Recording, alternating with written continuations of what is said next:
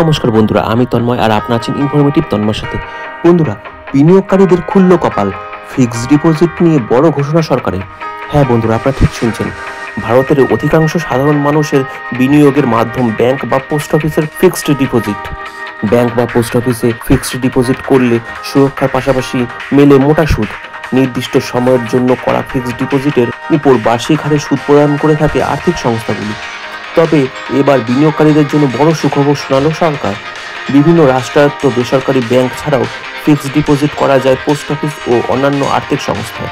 Fixed ডিপোজিটের সময়সীমা অনুযায়ী সুদের হার হয়ে থাকে ভিন্ন। 3 মাস, 6 মাস, 1 বছর, 2 বছর থেকে 5 থেকে 10 বছর পর্যন্ত ফিক্সড ডিপোজিটের সময়সীমা বেছে নিতে পারেন গ্রাহকরা। আবার মাঝে মধ্যে বিভিন্ন ব্যাংক বিশেষ ফিক্সড ডিপোজিট স্কিম নিয়ে আসে গ্রাহকদের জন্য। আবার সাধারণ নাগরিকদের চেয়ে ফিক্সড ডিপোজিটের উপর অতিরিক্ত সুদ পেয়ে থাকেন প্রবীণ নাগরিকরা। সাধারণত 0.50% পর্যন্ত অতিরিক্ত সুদ প্রদান করা হয়ে থাকে প্রবীণ নাগরিকদের। এবার সব ধরনের ফিক্সড ডিপোজিট বিনিয়োগকারীদের জন্য বড় আপডেট দিল কেন্দ্রীয় সরকার।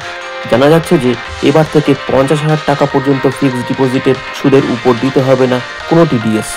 এতদিন পর্যন্ত ফিক্সড ডিপোজিট থেকে পাওয়া 40,000 টাকা পর্যন্ত সুদের উপর টিডিএস কাটত ব্যাংক। তবে সেই সীমা 10,000 টাকা বৃদ্ধি করে 50,000 টাকা করা হয়েছে। ফিক্সড ডিপোজিটের সুদের আয় থেকে প্রাপ্ত 50,000 টাকা পর্যন্ত টিডিএস না কাটার নির্দেশিকা ইতিমধ্যেই ব্যাংকগুলিকে পাঠিয়ে দিয়েছে সরকার। প্রসঙ্গত উল্লেখ্য, আজও সাধারণ মানুষ অর্থ সঞ্চয়ের জন্য বিভিন্ন বিনিয়োগ মাধ্যমের মধ্যে সবথেকে বেশি ভরসা রাখেন ফিক্সড ডিপোজিটের উপরই। তাহলে বন্ধুরা, আজকে আপনারা জানতেই পারলেন যে ফিক্সড ডিপোজিটের উপর কী ধরনের স্কিম নিয়ে এসেছে কেন্দ্রীয় সরকার সর্বসাধারণের জন্য। বন্ধুরা, আজকের ভিডিওটা আপনাদের কেমন লাগলো কমেন্ট করে অবশ্যই জানাবেন। ভিডিওটা ভালো লাগলে একটা লাইক দিয়ে দেবেন। চ্যানেল নতুন হয়ে চ্যানেলটা সাবস্ক্রাইব করে দিয়ে বেল আইকনটাকে অন করে দেবেন। তাহলেই আমার পরবর্তী সমস্ত ভিডিওর আপডেট আর নোটিফিকেশন চট করে আপনাদের মোবাইল স্ক্রিনে পৌঁছে যাবে। বন্ধুরা, আজকের ভিডিওটা আমি এখানেই শেষ করলাম। পরবর্তী দিনে আরও অসংখ্য এই ধরনের ভিডিও নিয়ে আপনাদের সামনে চলে আসবো। ভালো থাকবেন, সুস্থ থাকবেন। জয় হিন্দ, জয় ভারত।